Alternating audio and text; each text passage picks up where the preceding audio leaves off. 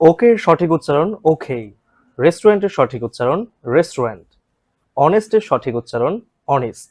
কিভাবে বোঝা যাবে কোন শব্দের সঠিক উচ্চারণ কোনটি, এই সব কিছু নিয়ে আমাদের প্রকাশিত বই magic rules of English pronunciation.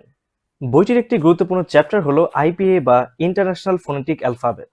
IPA symbol আয়ত্ত করতে পারলে আপনি যে কোনো শব্দের সঠিক উচ্চারণ সঠিক ও নির্ভুলভাবে করতে পারবেন।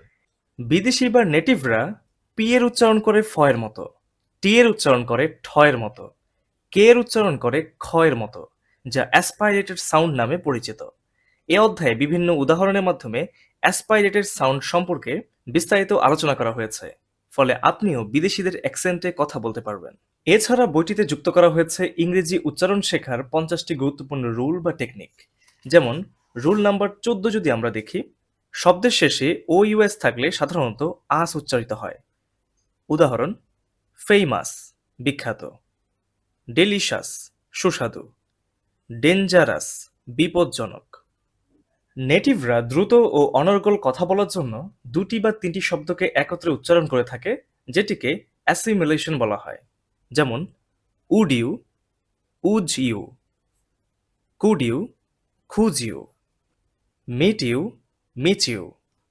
এছাড়া বইটিতে সিলেবল ও স্ট্রেস নিয়ে বিস্তারিতভাবে আলোচনা করা হয়েছে। শুদ্ধ উচ্চারণে ইংরেজিতে কথা বলতে এটি অত্যন্ত গুরুত্বপূর্ণ। বইটিতে আরও যুক্ত হয়েছে ব্রিটিশ অ্যাকসেন্ট অনুযায়ী ইংরেজি ডায়ালগ, বাংলা উচ্চারণ ও আইপিএ সহ ডায়ালগগুলো সাজানো হয়েছে। কিছু ডায়ালগ এমন: have a nice day, for your kind information, উচ্চারণ হবে for your kind information. Talk to you later, talk to you later. Can you do me a favour, can you do me a favour. এভাবে নেটিভদের মতো শুদ্ধ উচ্চারণে কথা বলতে ইংরেজি ডায়ালগগুলো সাজানো হয়েছে।